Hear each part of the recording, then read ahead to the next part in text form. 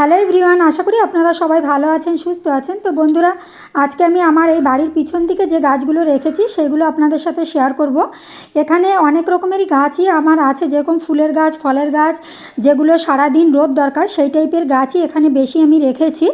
তো এই গাছগুলোকে আমি কিভাবে যত্ন করব এবং কিভাবে এই গাছগুলোকে পরিষ্কার পরিচ্ছন্ন রাখি সেটাই আপনাদের সাথে শেয়ার করব।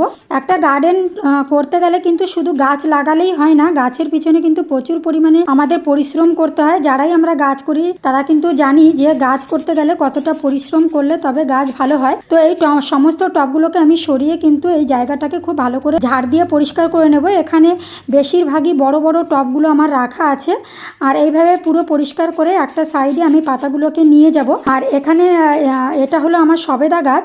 এই সবেদা গাছটাতে কিন্তু খুব ভালো ফল দেয় এবং ফলগুলো কিন্তু ভীষণ মিষ্টি।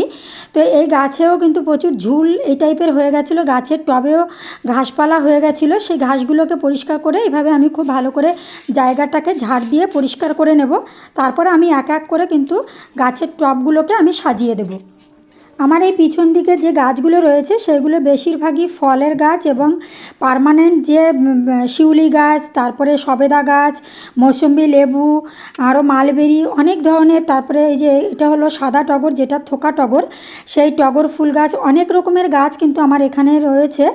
আর শীতের যে গাছগুলো কিছু লাগিয়েছি, চন্দ্রমল্লিকার কাটিং, তারপরে মালবেরি গাছ, জবা গাছ, এই সমস্ত গাছগুলোই এইদিকে, যেহেতু সারাদিন এখানে মোটামুটি রোদ পড়ে, তাই এখানে চেষ্টা করেছি আমি সমস্ত রকমের আমার পার্মানেন্ট যে গাছগুলো, বিশেষ করে ফলের গাছগুলো, সেই গাছগুলোকে এখানে রাখার।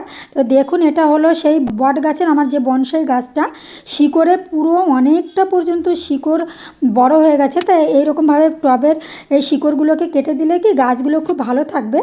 এইটা হলো পর্তুলিকা গাছ। এখন এই পর্তুলিকা বা টাইম ফুলের গাছগুলোকে এভাবে একটু কেটে রাখলে কি তাহলে গাছগুলো ভালো থাকবে এবং বাঁচিয়ে রাখা সম্ভব।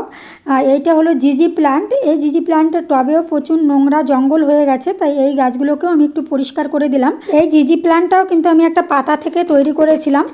আর এই বাকি দেখুন, এখানে আমার তেলের জারগুলো, এখানে আরও অনেক প্লাস্টিকের জিনিস ভাঙাচোরা যেগুলো এখানে রাখি, যেহেতু আমার এগুলো DIY এর কাজে লাগে, তাই আমি এইভাবে জড়ো করে রেখে দিই। তারপর দেখুন অনেক শুকনো পাতা, এগুলো কিন্তু আমি ফেলবো না, এগুলো কিন্তু আমার সমস্ত এই পাতাগুলো কাজে লাগিয়ে দেবো। যখনই আমি গাছ বসাবো এই শুকনো পাতাগুলো কিন্তু আমি টবের নিচে দিয়ে তারপরে কিন্তু গাছ বসাবো। তাতে কি কিছুদিন পরেই কিন্তু এই পাতাগুলোই আবার কম্পোস্ট সার তৈরি হয়ে যাবে এবং আমাদের গাছের কিন্তু খুব ভালো একটি সার এই পাতা, শুকনো পাতা থেকে তৈরি হয়। এটা হচ্ছে আমার শিউলি গাছ, আর এই শিউলি গাছে কিন্তু এখন ফুল হয় না, তাই আপনারাও চেষ্টা করবেন এখন এই শিউলি গাছের ডালগুলোকে কেটে দেওয়ার। আর ডাল কেটে দিলে কি নতুন নতুন ব্রাঞ্চ গজাবে, যখন নতুন নতুন ব্রাঞ্চ গজাবে তখন কিন্তু সেই ডালগুলোকেই কিন্তু আবার আপনারা চন্দ্রমল্লিকা গাছে যেরকম পিঞ্চিং করেন সেরকম কিন্তু সেই কচি কচি ডালগুলোকে পিঞ্চিং করে দিলে প্রচুর শাখা পোশাখা গজাবে এবং আমরা কিন্তু তাহলে আগামী দিনে ফুলও বেশি পাবো।